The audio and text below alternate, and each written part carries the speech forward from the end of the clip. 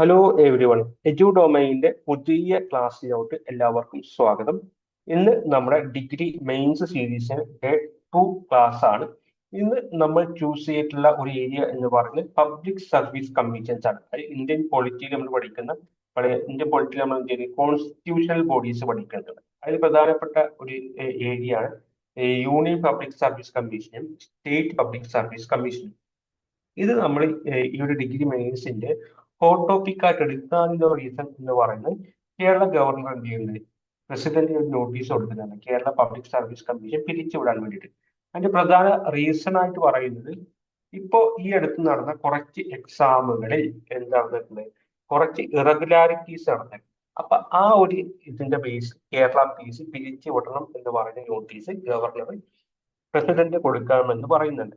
അപ്പൊ ആ ഒരു ആസ്പെക്ട് നമുക്ക് എന്താണ് വരാൻ പോകുന്ന എക്സാമുകൾക്ക് ഈ UPSC-യും സ്റ്റേറ്റ് PSC-യും കുറച്ച് ഇമ്പോർട്ടൻറ്റ് ടോപ്പിക് ആയിട്ട് വരാനുണ്ട്. കാരണം ഇവരൊക്കെ ആരാണ് അപ്പോയിന്റ് ചെയ്തത്, ഇവരെ ഈ പോസ്റ്റിൽ നിന്ന് ആർക്കൊക്കെ റിമൂവ് ചെയ്യാം, അല്ലെങ്കിൽ ഇവരെങ്ങനെ റെസിഗ്നേഷൻ കൊടുക്കുന്നത്, അതുപോലെ ഇവരെ ഫങ്ഷൻസ് എന്തൊക്കെയാണ് എന്ന് പറയുന്ന പ്രധാനപ്പെട്ട കുറച്ച് കാര്യങ്ങൾ നമുക്ക് ഈ ഒരു ഏരിയയിൽ നിന്ന് പഠിക്കാനുണ്ട്. കാരണം ഈ ഒരു കോൺസ്റ്റിറ്റ്യൂഷണൽ ബോഡീസ് ആണ് എന്നുണ്ടെങ്കിൽ പ്രധാനമായിട്ട് ചോദിക്കാനുള്ള ഒരു ആസ്പെക്ട് എന്ന് പറയുന്നത് ഇവരുടെ അപ്പോയിന്റ്മെന്റ് ഒരു ഘടന, അതുപോലെ തന്നെ ഇവർക്ക് പ്രത്യേകിച്ച് എന്തെങ്കിലും ക്വാളിഫിക്കേഷൻ വേണം ഇവിടെ അപ്പോയിന്റ് ചെയ്യണമെന്നുണ്ടെങ്കിൽ, പിന്നെ ഇവർ ആരാണ് റിമൂവ് ചെയ്യുക, ഇവരുടെ അധികാരങ്ങൾ എന്തൊക്കെയാണ് എന്നുള്ള കാര്യങ്ങളാണ് പ്രധാനമായിട്ടും ചോദ്യങ്ങൾ ചോദിക്കാനുള്ള ഒരു ഏരിയ എന്ന് പറയുന്നത്. ഇത് ഭയങ്കര ഷോർട്ട് ആയിട്ടുള്ള ടോപ്പിക്കുകളാണ്. അപ്പൊ കോൺസ്റ്റിറ്റ്യൂഷണൽ ബോഡീസ് എന്ന് നമുക്ക് കുറെ എണ്ണം പഠിക്കാനുണ്ട്. ഇപ്പൊ UPSC പഠിക്കാനുണ്ട്, SPSC പഠിക്കാനുണ്ട്, ഇലക്ഷൻ കമ്മീഷൻ, ഫിനാൻസ് കമ്മീഷൻ എന്ന് പറയുന്ന കുറച്ചെണ്ണം നമുക്ക് പഠിക്കാനുണ്ട്.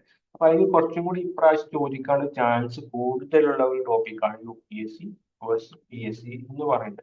അപ്പൊ ഇന്നത്തെ വീഡിയോയിൽ നമ്മൾ പ്രധാനമായിട്ട് നോക്കാൻ പോകുന്നത് UPSC യൂണിയൻ പബ്ലിക് സർവീസ് കമ്മീഷനുമായി ബന്ധപ്പെട്ടുള്ള കാര്യങ്ങളാണ്. അവരുടെ അപ്പോയിന്റ്മെന്റ്, അവരുടെ അധികാരങ്ങൾ, ആരാണ് അപ്പോയിന്റ് ചെയ്യുന്നത്, ക്വാളിഫിക്കേഷൻ എന്തൊക്കെയാണ് എന്നുള്ളത്. UPSC-യുടെ അതേ സിമിലാരിറ്റി തന്നെയാണ് PSC-ക്കും, കുറച്ച് വ്യത്യാസങ്ങളേ ഉള്ളൂ. അത് നമുക്ക് നെക്സ്റ്റ് ക്ലാസ്സിൽ എന്ത് ചെയ്യാം, അത് ഡിസ്കസ് ചെയ്യാം.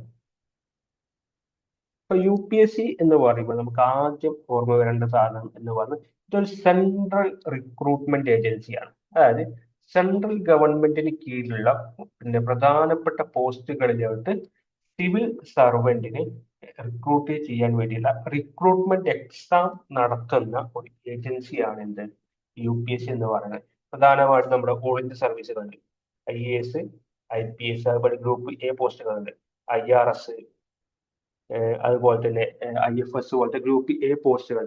അങ്ങനെ ഈ സെൻട്രൽ ഗവൺമെന്റ് കീഴിലുള്ള ഗ്രൂപ്പ് A പോസ്റ്റുകളിലോട്ടും അതുപോലെ തന്നെ ഓൾ ഇന്ത്യ സർവീസുകളിലോട്ടുള്ള പോസ്റ്റുകളിലോട്ടും റിക്രൂട്ട്മെന്റ് എക്സാം നടത്തുന്ന ഒരു സെൻട്രൽ റിക്രൂട്ട്മെന്റ് ഏജൻസിയാണ് എന്ത് UPSC എന്ന് പറയുന്നത്.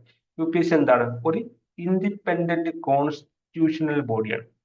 അപ്പൊ എന്താണ് ഈ കോൺസ്റ്റിറ്റ്യൂഷണൽ ബോഡി എന്ന് ചോദിച്ചു കഴിഞ്ഞാൽ, നമ്മുടെ കോൺസ്റ്റിറ്റ്യൂഷനിലെ ഏതെങ്കിലും ഒരു ആർട്ടിക്കിൾ മൂലമാണ് ഈ ഒരു ബോഡി ക്രിയേറ്റ് ചെയ്യുന്നത് എന്നുണ്ടെങ്കിൽ അതിനെന്ത് പറയാം, അതിന് നമുക്ക് കോൺസ്റ്റിറ്റ്യൂഷണൽ ബോഡി എന്ന് പറയാം. അപ്പൊ കോൺസ്റ്റിറ്റ്യൂഷണൽ ബോഡി അല്ലാത്ത ബോഡികളുണ്ടോ? ഉണ്ട്.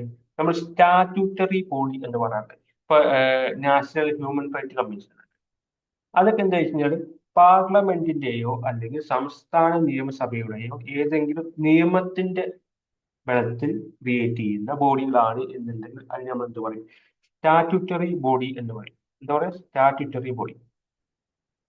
ഈ സ്റ്റാറ്റ്യൂട്ടറി ബോഡികളും നമുക്ക് എന്താ എക്സാമിന് ഭയങ്കര ഇമ്പോർട്ടന്റ് ആണ്. ഇപ്പൊ ഈ ഹ്യൂമൻ റൈറ്റ് കമ്മീഷൻസ് ഒക്കെ ഇടയ്ക്ക് എന്ത് ചെയ്യുന്നുണ്ട്, ചോദിക്കാറുണ്ട്.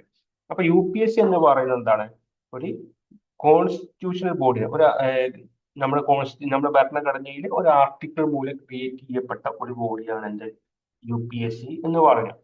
അപ്പോ ഏത് ആർട്ടിക്കിൾ മൂലമാണ് എന്ന് ചോദിച്ചാൽ, ഇപ്പൊ പബ്ലിക് സർവീസ് കമ്മീഷനുമായി ബന്ധപ്പെട്ട് നമ്മുടെ ഭരണഘടനയിൽ പറയുന്ന ആർട്ടിക്കിൾ എവിടെയാണ് പറഞ്ഞത്, നമ്മുടെ കോൺസ്റ്റിറ്റ്യൂഷനിലെ പാർട്ട് 14 പബ്ലിക് സർവീസ് കമ്മീഷനുമായി ബന്ധപ്പെട്ടിട്ടുള്ള പ്രൊവിഷൻസ് പറഞ്ഞത്. ഇതിൽ തന്നെ ആർട്ടിക്കിൾ 315 മുതൽ 323 വരെയുള്ള ആർട്ടിക്കിൾസിലാണ് പബ്ലിക് സർവീസ് കമ്മീഷനുമായി ബന്ധപ്പെട്ടുള്ള കാര്യങ്ങൾ പറയുന്നത്. പബ്ലിക് സർവീസ് കമ്മീഷൻ ക്രിയേറ്റ് ചെയ്യുന്നതും അതിന്റെ മെമ്പേഴ്സിന്റെ കാര്യങ്ങൾ, മെമ്പേഴ്സിന്റെ സർവീസ് കണ്ടീഷനുമായി ബന്ധപ്പെട്ട കാര്യങ്ങളൊക്കെ ഈ 315 മുതൽ 323 വരെയുള്ള ആർട്ടിക്കിളാണ് പറയുന്നത്. ഇപ്പൊ പാർട്ട് 14 നോക്കുകയാണെങ്കിൽ പാർട്ട് 14 ടോട്ടൽ 308 മുതൽ 323 വരെയുള്ള ആർട്ടിക്കിൾസ് പറയുന്നുണ്ട്. ഇതിൽ 314 വരെയുള്ള ആർട്ടിക്കിൾസ് ഡിസ്കസ് ചെയ്തത് എന്താണ് വെച്ചാൽ 308 മുതൽ 314 വരെയുള്ള ആർട്ടിക്കിൾസ് എന്ന് പറയുന്നത് സിവിൽ സർവന്റുമായി ബന്ധപ്പെട്ട അത് ഗവൺമെന്റ് ഉദ്യോഗസ്ഥനെ എങ്ങനെ അപ്പോയിന്റ് ചെയ്യേണ്ടത് അവരുടെ സർവീസ് കണ്ടീഷനുമായി ബന്ധപ്പെട്ട പ്രൊവിഷൻസ് ആണ് 308 മുതൽ 314 വരെ പറയുന്നത്. 315 മുതൽ 323 വരെയുള്ള ആർട്ടിക്കിൾസിലാണ് എന്ത് പറയുന്നത് ഈ പബ്ലിക് സർവീസ് കമ്മീഷനുമായി ബന്ധപ്പെട്ടുള്ള കാര്യങ്ങൾ പറയുന്നത്. അപ്പൊ UPSC എന്ന് പറയുന്നത് സെൻട്രൽ ഗവൺമെന്റ് അണ്ടറിലുള്ള ഒരു സെൻട്രൽ റിക്രൂട്ട്മെന്റ് ഏജൻസിയാണ്. പ്രധാനമായിട്ടും ഓൾ ഇന്ത്യ സർവീസും സെൻട്രൽ ഗവൺമെന്റ് അണ്ടറിലുള്ള ഗ്രൂപ്പ് എ പോസ്റ്റുകൾക്കാണ് പ്രധാനമായിട്ടും ഈ ഒരു ഏജൻസി എക്സാം നടത്തുന്നത്. ഇത് പിന്നെ കോൺസ്റ്റിറ്റ്യൂഷണൽ ബോഡിയാണ് എന്നുള്ളതും പഠിച്ചു വെക്കാം. നമ്മൾ കുറെ ഷോർട്ട് ആയിട്ടാണ് പോകുന്നത്, കാരണം ഒരുപാട് സമയം നമ്മൾ കളയുന്നില്ല, കാരണം ഓൾറെഡി നിങ്ങൾ പൊളിച്ച് പഠിച്ചാണ്. പിന്നെ റിവിഷൻ എന്നുള്ള രീതിയിലാണ് നമ്മൾ പോകുന്നത്.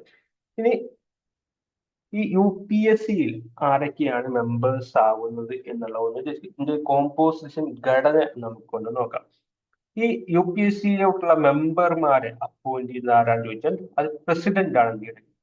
ചെയർമാനെയും മെമ്പേഴ്സിനെയും അപ്പോയിന്റ് ചെയ്യുന്നത് പ്രസിഡന്റ് ആണ് എന്നുള്ളതാണ്. അതുപോലെ തന്നെ ഈ അപ്പോയിന്റ്മെന്റ് ചെയ്ത പ്രസിഡന്റ് ആണെങ്കിൽ അതിന്റെ സ്ട്രെങ്ത് ഇപ്പൊ എത്ര ആൾ ഈ കമ്മീഷനിൽ ഇപ്പൊ എത്ര ആൾ വേണം എന്നുള്ള തീരുമാനിക്കുന്നതും ആരാണ്? അതും പ്രസിഡന്റ് ആണ് എന്നതാണ്. അത് strength of the commission as left matter to the description of the president. പ്രസിഡന്റിന് എന്താണ് ഡിസ്ക്രിപ്ഷൻ ആണ്. അതായത് ഈ കമ്മീഷനിൽ എത്ര മെമ്പേഴ്സ് വേണം എന്നുള്ളത്. യൂഷ്വലി എന്താണ് 11 മെമ്പേഴ്സ് ഉണ്ടാകുന്നത്, ഇൻക്ലൂഡിങ് ചെയർമാനും ഉൾപ്പെടെ 11 മെമ്പേഴ്സ് ആണ്. അത് 10 മെമ്പേഴ്സും ഒരു ചെയർമാനും അങ്ങനെയാണ് 11 പേരുണ്ടാവും. ഇപ്പൊ കറന്റ് 7 പേരാണ് എന്തുള്ളത് UPSC മെമ്പേഴ്സ് ആയിട്ടുള്ളൂ, ഒരു ചെയർമാനും 6 മെമ്പേഴ്സും. അപ്പോൾ ഈ കമ്മീഷന്റെ ഒരു സ്ട്രെങ്ത് എത്ര ആൾ വേണം എന്നുള്ളത് തീരുമാനിക്കുന്നതും ആരാണ്? പ്രസിഡന്റ് ആണ് എന്നുള്ളത്. പിന്നെ പറയുന്നത് പോലെ ഇതിൽ മെമ്പറാണ് പ്രത്യേകിച്ച് ഒരു ക്വാളിഫിക്കേഷൻ എവിടെയും പറയുന്നില്ല. കോൺസ്റ്റിറ്റ്യൂഷനിലായിക്കോട്ടെ മറ്റെവിടെയും എന്ത് പറയുന്നില്ല, ഒരു ക്വാളിഫിക്കേഷൻ പറയുന്നില്ല. അതായത് no qualification prescribed for the commission's membership എന്നുള്ളതാണ്. അപ്പൊ ആര് വേണമെങ്കിലും പ്രസിഡന്റ് എന്ത് ചെയ്യാം, ഈ ഒരു പിന്നെ കമ്മീഷനിലോട്ട് നിയമിക്കാം എന്നുള്ളതാണ് അവിടെ പറയുന്നത്. ആരെ വേണമെങ്കിലും ഈ ഒരു പോസ്റ്റിലോട്ട് അപ്പോയിന്റ് ചെയ്യാം. പക്ഷെ ഒരു ക്ലോസ് പറയുന്നുണ്ട്, ഇതിലെ നിയമിക്കുന്നതിൽ പകുതി പേരും എന്തായിരിക്കണം, ഗവൺമെന്റ് സെക്ടറിൽ വർക്ക് ചെയ്ത ആൾക്കാരായിരിക്കണം. മിനിമം 10 വർഷമെങ്കിലും ഗവൺമെന്റ് സെക്ടറിൽ മിനിമം 10 വർഷമെങ്കിലും എക്സ്പീരിയൻസ് ഉള്ള ആളുകളായിരിക്കും പകുതി മെമ്പേഴ്സ്. ഇപ്പൊ ടോട്ടൽ 10 മെമ്പേഴ്സ് ആണ് എന്നുണ്ടെങ്കിൽ അതിൽ 5 പേര് എന്തായിരിക്കണം, ഗവൺമെന്റ് സെക്ടറിൽ 10 വർഷം വർക്ക് ചെയ്ത് എക്സ്പീരിയൻസ് ഉള്ള ആളുകളായിരിക്കണം എന്നുള്ള ഒറ്റ ക്ലോസ് മാത്രമേ ഉള്ളൂ. വേറെ ഒരു ക്വാളിഫിക്കേഷൻ, എഡ്യൂക്കേഷൻ ക്വാളിഫിക്കേഷൻ ഒന്നും അവിടെ പറയുന്നില്ല, ഇതിന്റെ മെമ്പർഷിപ്പിന് വേണ്ടി പറയുന്നില്ല എന്നുള്ളതാണ്. ഇതാണ് ഇതിലെ പിന്നെ മെമ്പേഴ്സിന്റെ ഒരു ഘടന എന്ന് പറയുന്നത്. ഇനി ഈ മെമ്പേഴ്സിന്റെ സർവീസ് കണ്ടീഷൻസ്, അതായത് ഇവിടെ അപ്പോയിന്റ് ചെയ്ത് കഴിഞ്ഞാൽ ഇവിടെ സാലറി എന്താണ്, ഇവിടെ ബാക്കിയുള്ള സർവീസ് കണ്ടീഷൻ, ടേം, കാര്യങ്ങൾ അങ്ങനെ എല്ലാം തീരുമാനിക്കുന്ന ആരാണ്? പ്രസിഡന്റ് ആണ്. അതായത് മെമ്പേഴ്സിനെ അപ്പോയിന്റ് ചെയ്തതും ആ കമ്മീഷന്റെ സ്ട്രെങ്ത് തീരുമാനിക്കുന്ന പ്രസിഡന്റ് ആണ്. ഇനി അപ്പോയിന്റ് ചെയ്യുന്ന ചെയർമാന്റെയും മെമ്പേഴ്സിന്റെയും ഒക്കെ സർവീസ് കണ്ടീഷൻസും തീരുമാനിക്കുന്ന ആരാണ്? അതും പ്രസിഡന്റ് ആണ് എന്നുള്ളതാണ്. ഇപ്പോഴത്തെ ഒരു ഇത് വെച്ചിട്ട് ഒരാളെ അപ്പോയിന്റ് ചെയ്യുകയാണെങ്കിൽ മാക്സിമം എത്ര കിട്ടും? 6 വർഷമാണ് നമ്മുടെ കാലാവധി, അല്ലെങ്കിൽ 65 വയസ്സ് വരെ. അതായത് ഒരു വ്യക്തിയെ 55 വയസ്സിലാണ് എന്ത് ചെയ്യുന്നത് കമ്മീഷനിൽ അപ്പോയിന്റ് ചെയ്യുന്നതെങ്കിൽ അദ്ദേഹത്തിന് 6 വർഷം 61 വയസ്സ് വരെ 6 വർഷം കറക്റ്റായിട്ട് എന്ത് ചെയ്യും ആ കമ്മീഷനിൽ ഓഫീസറായിട്ട് അല്ലെങ്കിൽ ആ കമ്മീഷൻ മെമ്പറായിട്ട് ഇരിക്കാൻ പറ്റും. ഇപ്പൊ ഒരാളെ 63 വയസ്സിലാണ് അപ്പോയിന്റ് ചെയ്തിട്ടുണ്ടെങ്കിൽ അദ്ദേഹത്തിന് 65 വയസ്സാകുമ്പോൾ അദ്ദേഹത്തിന് കാലാവധി. അപ്പൊ ഇവിടെ പറയുന്നത് ഒന്നെങ്കിൽ 6 വർഷം അല്ലെങ്കിൽ 65 വർഷം, 65 വയസ്സ് ഏതാണോ ആദ്യമാണ് അപ്പൊ എന്ത് ചെയ്യും കാലാവധി തീരും എന്നുള്ളതാണ് ഇവിടുത്തെ ഒരു കോണ്ടെക്സ്റ്റ് എന്ന് പറയുന്നത്. ഇനി ഒരാളെ മെമ്പറായിട്ട് അപ്പോയിന്റ് ചെയ്തു, അയാൾക്ക് അത് തുടരാൻ ആഗ്രഹമില്ല, റെസിഗ്നേഷൻ ചെയ്യണം. അപ്പൊ ആർക്കാണ് റെസിഗ്നേഷൻ കൊടുക്കേണ്ടത്? അപ്പൊ ആരാണോ അപ്പോയിന്റ് ചെയ്യുന്ന ആ വ്യക്തികൾക്കായിരിക്കും എന്ത് ചെയ്യാം റെസിഗ്നേഷൻ ലെറ്ററും കൊടുക്കേണ്ടത്. അപ്പോൾ ഇവിടെ നോക്കുമ്പോൾ പ്രസിഡന്റ് ആണെങ്കിൽ മെമ്പേഴ്സിന് ഇപ്പൊ ചെയർമാനോ മെമ്പറിനും റിസൈൻ ചെയ്യണമെന്നുണ്ടെങ്കിൽ റെസിഗ്നേഷൻ ലെറ്റർ ആർക്ക് കൊടുക്കാം, പ്രസിഡന്റ് കൊടുത്തിട്ട് ആ മെമ്പേഴ്സാണ് രാജിവെക്കാം എന്നുള്ളതാണ്. ഇനി ചില സമയങ്ങളിൽ എന്ത് ചെയ്യും, ചില മെമ്പേഴ്സിന് ചെയർമാനെ അവരുടെ കാലാവധി തീരും മുമ്പേ എന്ത് ചെയ്യാൻ പറ്റും, ആ പോസ്റ്റിൽ നിന്ന് ഒഴിവാക്കാൻ പറ്റും. അതിനുള്ള അധികാരം ആർക്കാണുള്ളത്? അതും പ്രസിഡന്റാണ്. അതായത് മെമ്പേഴ്സിനെയോ ചെയർമാനെയോ റിമൂവ് ചെയ്യണമെങ്കിൽ അത് ചെയ്യുന്ന ആളും ആരാണ്? പ്രസിഡന്റാണ്. അപ്പോൾ ഇവിടെ ഓൾ ഓവർ ഒരു റോള് എന്ന് പറയുന്നത് പ്രസിഡന്റാണ്. ആള് അപ്പോയിന്റ് ചെയ്യുന്നത് പ്രസിഡന്റാണ്. ഇവിടെ സർവീസ് കണ്ടീഷൻ തീരുമാനിക്കുന്നു. കമ്മീഷൻ ടോട്ടൽ സ്ട്രെങ്ത് തീരുമാനിക്കുന്നത് പ്രസിഡന്റാണ്. ഇവർക്ക് റെസിഗ്നേഷൻ ലെറ്റർ കൊടുക്കുന്ന പ്രസിഡന്റിനാണ്. ഇവരെ റിമൂവ് ചെയ്യുന്നതും ആരാണ്? പ്രസിഡന്റ് ആണ് എന്നുള്ളതാണ്. ടോട്ടൽ ഓവർ നോക്കുകയാണെങ്കിൽ പ്രസിഡൻഷ്യൽ റോളാണ് എന്ന് കൂടെ പറയാൻ പറ്റും.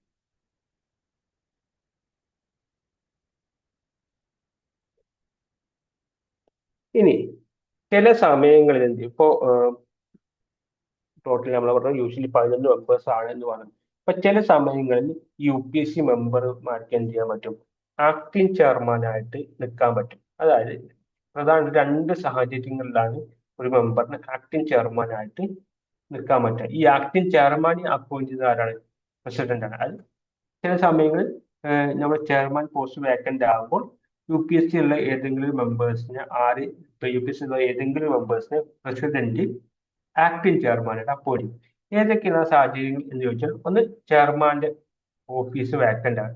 പല ടൈപ്പിൽ വേക്കന്റ്, പല സാഹചര്യങ്ങൾ വേക്കന്റ് ആകും. ഒന്നെങ്കിൽ ചെയർമാൻ റെസിഗ്നേഷൻ കൊടുത്തു, അല്ലെങ്കിൽ ചെയർമാനെ റിമൂവ് ചെയ്തു, അല്ലെങ്കിൽ വേറെ വല്ല കാരണങ്ങൾ കൊണ്ടും അദ്ദേഹത്തിന് ഓഫീസിൽ വരാൻ പറ്റാത്ത സാഹചര്യമാണ്. അങ്ങനെയാകുമ്പോൾ ആ ഓഫീസ് വേക്കന്റ് ആകും. അപ്പൊ അങ്ങനെയുള്ള സാഹചര്യങ്ങളിൽ ഏതെങ്കിലും മെമ്പേഴ്സിന് ആക്ടിംഗ് ചെയർമാനായിട്ട് പ്രസിഡന്റിനെ അപ്പോയിന്റ് ചെയ്യാം. പിന്നെ ഒരു കോണ്ടെക്സ്റ്റ് എന്ന് പറയുന്നത് ചെയർമാൻ എന്താണ്, അദ്ദേഹത്തിന്റെ ഡ്യൂട്ടികൾ ചെയ്യാൻ പറ്റുന്നില്ല. അങ്ങനത്തെ സാഹചര്യങ്ങളിലും പ്രസിഡന്റ് എന്ത് ചെയ്യാം, ഏതെങ്കിലും ഒരു മെമ്പറിനെ ആക്ടിംഗ് ചെയർമാനായിട്ട് അപ്പോയിന്റ് ചെയ്യാം എന്നുള്ളതാണ്. ഇനി നമ്മൾ പറഞ്ഞു പ്രസിഡന്റ് എപ്പോ വേണമെങ്കിലും എന്ത് ചെയ്യാം, മെമ്പേഴ്സിനെ ചെയർമാനെയോ റിമൂവ് ചെയ്യാം. പക്ഷെ തോന്നണ പോലെ റിമൂവ് ചെയ്യാൻ പറ്റില്ല. എന്തെങ്കിലും ഒരു കാരണം ഉണ്ടാക്കിയിട്ട് ഒരു മെമ്പറിനെ റിമൂവ് ചെയ്യാനും പറ്റില്ല. അത് പ്രത്യേക തരം ഒരു ഗ്രൗണ്ടുകൾ എന്താ പറയുക കോൺസ്റ്റിറ്റ്യൂഷൻ പരമായി പറയുന്നുണ്ട്.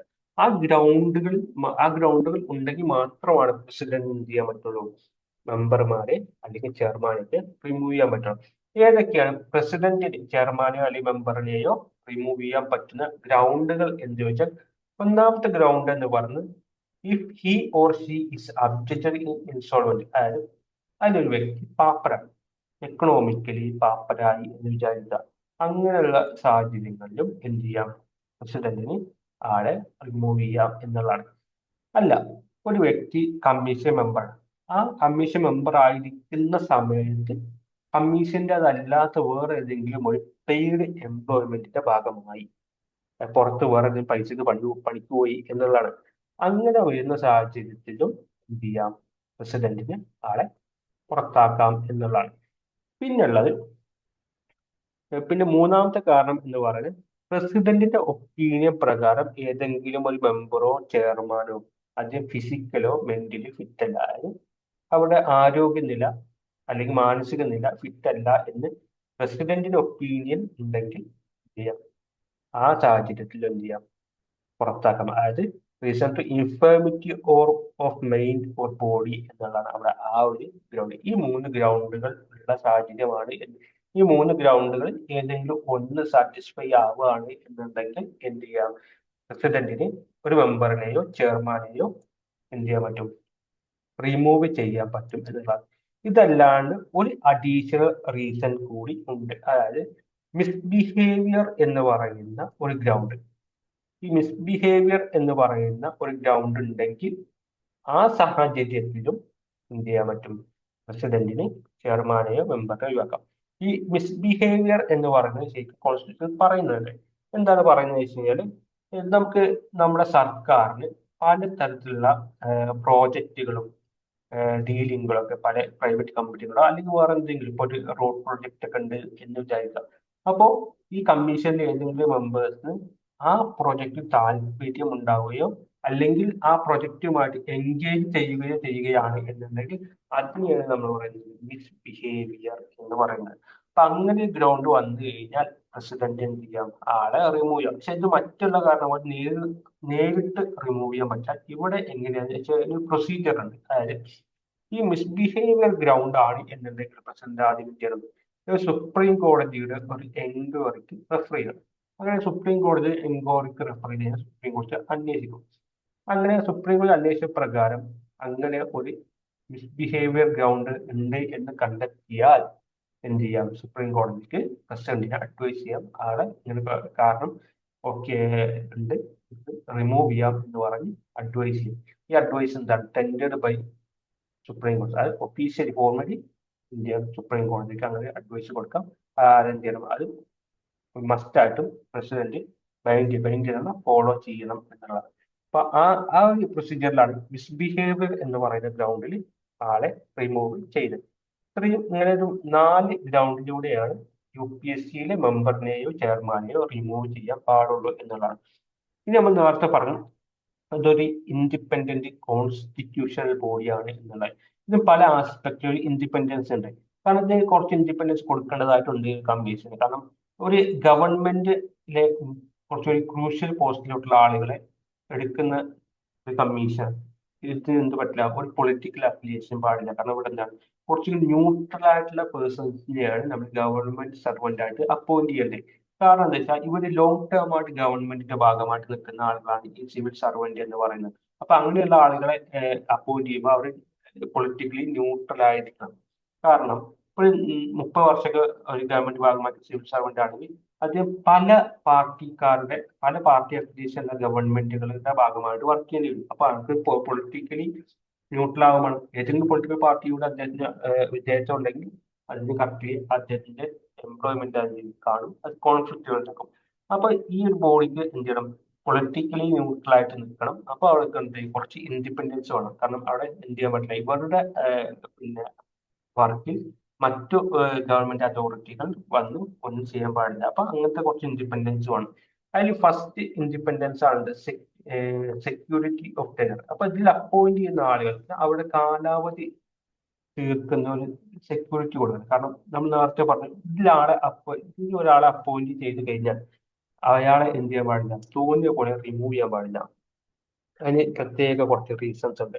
നമ്മൾ നേരത്തെ പറഞ്ഞ 4 ഗ്രൗണ്ട് ഉണ്ട്. ആ 4 ഗ്രൗണ്ടിലും ഒന്ന് സാറ്റിസ്ഫൈ ആയാൽ മാത്രമേ റിമൂവ് ചെയ്യാൻ പറ്റുള്ളൂ. അപ്പൊ അവർക്ക് എന്ത് ചെയ്യേണ്ടത്, മറ്റ് നോർമൽ കോണ്ടെക്സ്റ്റിൽ അവർക്ക് ആ ഒരു പിന്നെ മെമ്പർ ആയി നിൽക്കാനുള്ള ഒരു സെക്യൂരിറ്റി എന്ത് ചെയ്യുന്നുണ്ട്, കൊടുക്കുന്നുണ്ട് എന്നുള്ളതാണ്.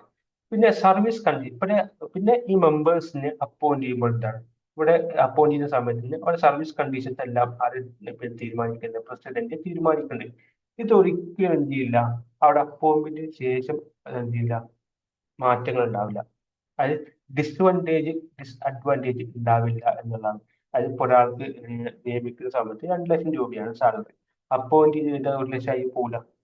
അതിൽ കൂടുതൽ അത് നെഗറ്റീവായിട്ടൊരു ആസ്പെക്ട് ഉണ്ടാവില്ല എന്നുള്ളത്. ആ രണ്ടാമത്തെ ഒരു ഇൻഡിപെൻഡൻസ് അവർക്ക് എന്ത് ചെയ്യാം, അവർക്ക് കിട്ടുന്ന ആ ഒരു അധികാരം അല്ലെങ്കിൽ അവർക്ക് കിട്ടുന്ന എല്ലാ കണ്ടീഷൻസും അതുപോലെ നിലനിൽക്കും. അതിലൊരു മാറ്റം ഉണ്ടാവില്ല. അവർക്ക് എന്താണോ കറക്റ്റായിട്ട് തോന്നുന്നത് അതുപോലെ വർക്ക് ചെയ്യാം എന്നുള്ളതാണ്. പിന്നെന്താണ്, UPSCയുടെ എല്ലാ എക്സ്പെൻസും, അതായത് UPSC മെമ്പർമാർക്ക് കൊടുക്കുന്ന സാലറീസ്, മറ്റു എക്സ്പെൻസുകളെല്ലാം എന്താണ്, ചാർജ്ഡ് ഫണ്ടാണ്. ചാർജ്ഡ് ഫണ്ട് എന്ന് പറയുന്നത് സാധാരണ നമ്മളെ ഗവൺമെന്റ് ഫണ്ട് പിന്നെ എന്തെങ്കിലും കാര്യങ്ങൾക്ക് വിനിയോഗിക്കണം എന്നുണ്ടെങ്കിൽ ഗവൺമെന്റ് സപ്പോർട്ട് എന്നാൽ പാർലമെന്റിൽ വോട്ട് ചെയ്തിട്ട് എന്ത് ചെയ്യണം, പാസ്സാക്കണം. ചാർജ്ഡ് ഫണ്ട് എന്ന് പറയുന്നത് വോട്ട് ചെയ്തിട്ട് പാസ്സാക്കിയിട്ട് എക്സ്പെൻഡിച്ചർ ആക്കേണ്ട ആവശ്യമില്ല. ഇത് വോട്ട് ചെയ്യാതെ തന്നെ കൊടുക്കേണ്ടതാണ്. ആണ് ചാർജ്ഡ് ഫണ്ട് എന്നുള്ളതുകൊണ്ട് ഉദ്ദേശിക്കുന്നത്. അപ്പൊ ഈ UPSCക്ക് പോകുന്ന എല്ലാ എക്സ്പെൻസും എന്താണ്, ചാർജ്ഡ് ഫണ്ടാണ് എന്നുള്ളതാണ്. പിന്നെ അതുപോലെ തന്നെ എന്താണ്, ഈ കമ്മീഷന്റെ ഭാഗമായിട്ടുള്ള ചെയർമാൻ, മെമ്പേഴ്സും പിന്നെ അവരുടെ കാലാവധിക്ക് ശേഷം എന്താണ്, ഒരു ഗവൺമെന്റ് എംപ്ലോയ്മെന്റിനും എലിജിബിൾ അല്ല എന്നുള്ളതാണ്. ഇപ്പോ ഒരാൾ UPSC ചെയർമാനായി അദ്ദേഹത്തിന് കാലാവധി കഴിയും. കാലാവധി കഴിഞ്ഞ് കഴിഞ്ഞാൽ പിന്നെ സ്റ്റേറ്റ് ഗവൺമെന്റ് ആണോ പിന്നെ സെൻട്രൽ ഗവൺമെന്റ് ആണോ എന്നില്ല, ഒരു എംപ്ലോയ്മെന്റിനും അർഹമില്ല എന്നുള്ളതാണ്. പിന്നെ അതുപോലെ തന്നെ UPSC ചെയർമാൻ ആണ് എന്നുണ്ടെങ്കിൽ അവർക്ക് എന്താണ് പിന്നെ ഒരു റീ അപ്പോയിന്റ്മെന്റ് പോസിബിലിറ്റി ഇല്ല. UPSC ചെയർമാൻ ആണ്, അത് കഴിഞ്ഞാൽ പിന്നെ അയാൾക്ക് ഗവൺമെന്റ് എംപ്ലോയ്മെന്റും ഇല്ല, പിന്നെ ഒരു UPSC SPSC കമ്മീഷനിൽ ഭാഗവുമല്ല. പക്ഷെ മെമ്പർ ആണ് എന്നുണ്ടെങ്കിൽ എന്താണ് അവർക്ക് ഒരു ഓപ്പർച്യൂണിറ്റി ഉണ്ട്, ഒന്നെങ്കിൽ UPSC ചെയർമാൻ ആകാം അല്ലെങ്കിൽ സ്റ്റേറ്റ് PSCയുടെ ചെയർമാൻ ആകാം. ഇനി മെമ്പർ ആയി എന്ന് വിചാരിച്ചു, മെമ്പർ ആണെങ്കിൽ പോലും പിന്നെ മെമ്പറായിട്ട് വീണ്ടും ഒരു റീ അപ്പോയിന്റ്മെന്റ് ഇല്ല എന്നുള്ളതാണ്. അതായത് ഇവിടെ രണ്ട് കാര്യമാണ് നോക്കേണ്ടത്. UPSCയുടെ ഭാഗമായിട്ടുള്ള ആളുകളാണ് മെമ്പർമാരുടെ ചെയർമാൻ ആണ് എന്നുണ്ടെങ്കിൽ കാലാവധി കഴിഞ്ഞാൽ ഗവൺമെന്റ് എംപ്ലോയ്മെന്റിന് ഒരു ഓപ്ഷൻ ഉണ്ടാകും. പിന്നുള്ളത് മെമ്പർ ആണ് എന്നുണ്ടെങ്കിൽ ഒന്നുകിൽ ചെയർമാൻ ആയിട്ട് റീ അപ്പോയിന്റ്മെന്റ് കിട്ടും, അല്ലാതെ വീണ്ടും മെമ്പർ ആയിട്ടുള്ള റീ അപ്പോയിന്റ്മെന്റോ അല്ലെങ്കിൽ ചെയർമാൻ ആണെങ്കിൽ വീണ്ടും ചെയർമാന്റെ റീ അപ്പോയിന്റ്മെന്റോ ഉണ്ടാവുകയില്ല എന്നുള്ളതും കൂടി, അതാണ് ഇതിന്റെ ഒരു ഇൻഡിപെൻഡൻസ് എന്നുള്ള ആസ്പെക്റ്റിൽ നമുക്ക് നോക്കാനുള്ളത്.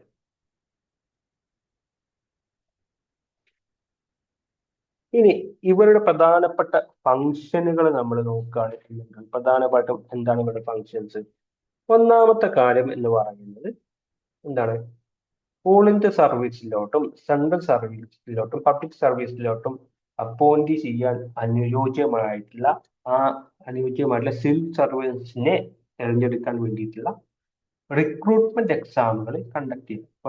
സിവിൽ സർവീസ് എക്സാം, അതുപോലെ പിന്നെ എഞ്ചിനീയറിംഗ് എക്സാം, അങ്ങനെ പല എക്സാമുകളുണ്ട്. അങ്ങനെ ഓൾ ഇന്ത്യ സർവീസിലോട്ടും സെൻട്രൽ സർവീസിലോട്ടും ആവശ്യമായിട്ടുള്ള സിവിൽ സർവൻസിനെ തിരഞ്ഞെടുക്കാൻ വേണ്ടിയിട്ടുള്ള റിക്രൂട്ട്മെന്റ് എക്സാമുകൾ കണ്ടക്ട് ചെയ്യുക എന്നുള്ളതാണ് ഒന്നാമത്തെ ഫംഗ്ഷൻ എന്ന് പറയുന്നത്.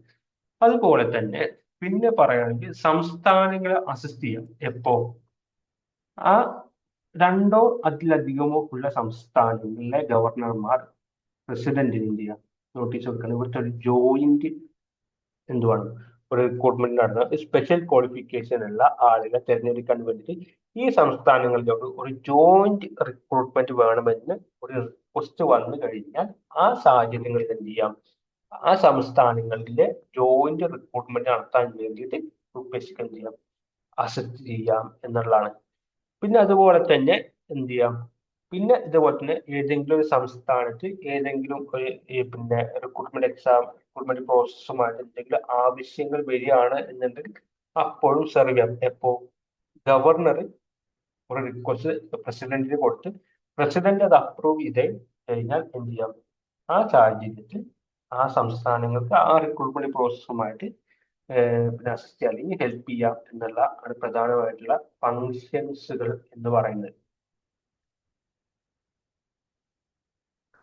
പിന്നുള്ളത് അഡ്വൈസറി ഫങ്ഷൻസ് ആണ് എന്ന ഗവൺമെന്റ് തന്നെ പല കാര്യങ്ങളിൽ UPSC അഡ്വൈസ് ചെയ്യുന്നുണ്ട്. ഒന്ന് റിക്രൂട്ട്മെന്റ് മെത്തേഡ്, അതായത് ഒരു പോസ്റ്റിലോട്ട് സിവിൽ സർവൻസ് തിരഞ്ഞെടുക്കണം. ഏത് രീതിയിലുള്ള റിക്രൂട്ട്മെന്റ് മെത്തേഡുകളാണ് വേണ്ടത് എന്നുള്ള കാര്യങ്ങൾ എന്ത് ചെയ്യാം, UPSC ഗവൺമെന്റ് അഡ്വൈസ് ചെയ്യാം എന്നുള്ളതാണ്. അതുപോലെ തന്നെ പല പോസ്റ്റുകൾക്കുള്ള അപ്പോയിന്റ്മെന്റുകൾ, പ്രൊമോഷൻ, ട്രാൻസ്ഫറുമായി ബന്ധപ്പെട്ടുള്ള കാര്യങ്ങളിലുള്ള അഡ്വൈസ്. അതുപോലെ ഡിസിപ്ലിനറി മാറ്റേഴ്സ്, അതായത് ചില പിന്നെ ഓഫീസേഴ്സ് എന്തെങ്കിലും പിന്നെ ക്രിമിനൽ ആക്ടിവിറ്റി അല്ലെങ്കിൽ വേറെ എന്തെങ്കിലും നെഗറ്റീവ് ആയിട്ടുള്ള എന്തെങ്കിലും കാര്യങ്ങൾ ചെയ്തു കഴിഞ്ഞാൽ അതിനെതിരെ ഡിസിപ്ലിനറി മാറ്റേഴ്സിൽ എന്ത് ചെയ്യാം, ഗവൺമെന്റിനെ അഡ്വൈസ് ചെയ്യാം.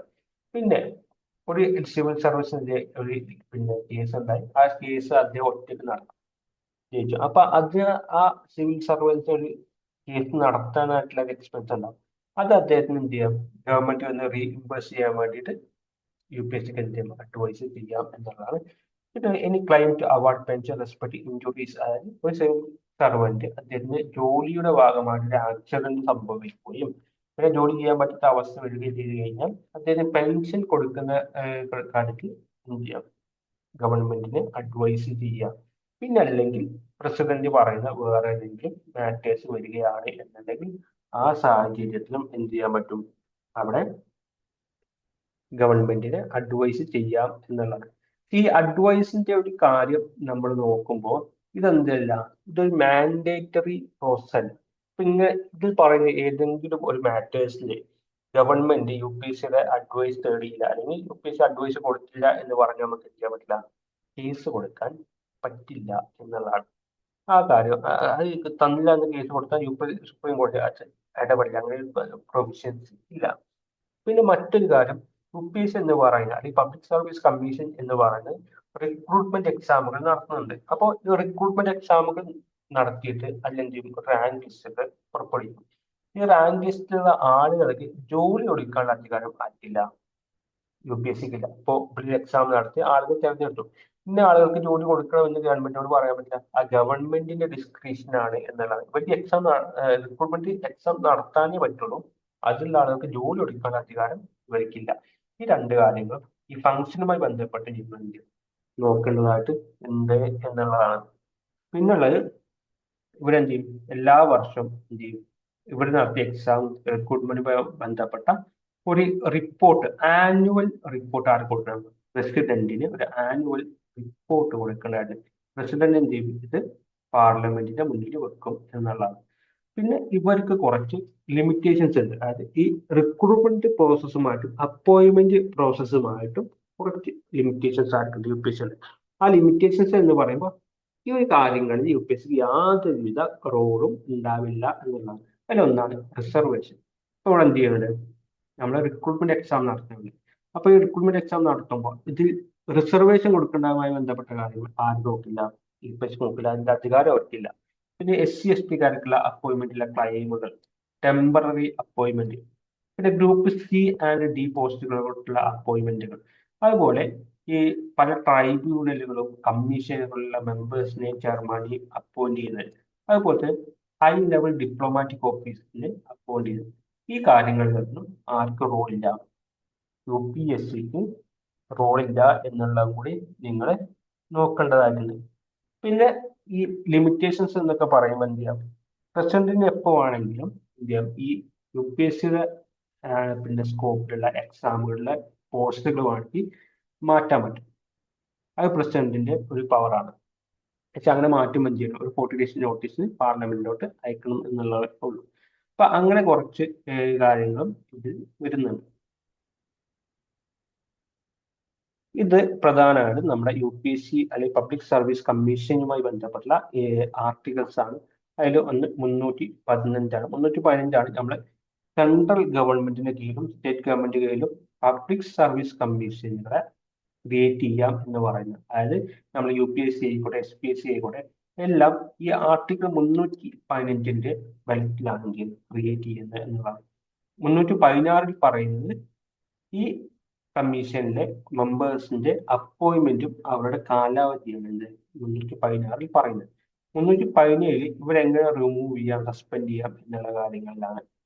പിന്നെ 318 ആണെങ്കിൽ power to make regulation as condition service members as staff commission, അതായത് കമ്മീഷൻ സ്റ്റാഫിന്റെയും മെമ്പേഴ്സുമായി ബന്ധപ്പെട്ടുള്ള റെഗുലേഷൻസ് ഉള്ള അധികാരമാണ് 318 പറയുന്നത്. 319 prohibition as to holding office by members commission teaching such members. പിന്നെ 320 എന്ത് പറയുന്നത്?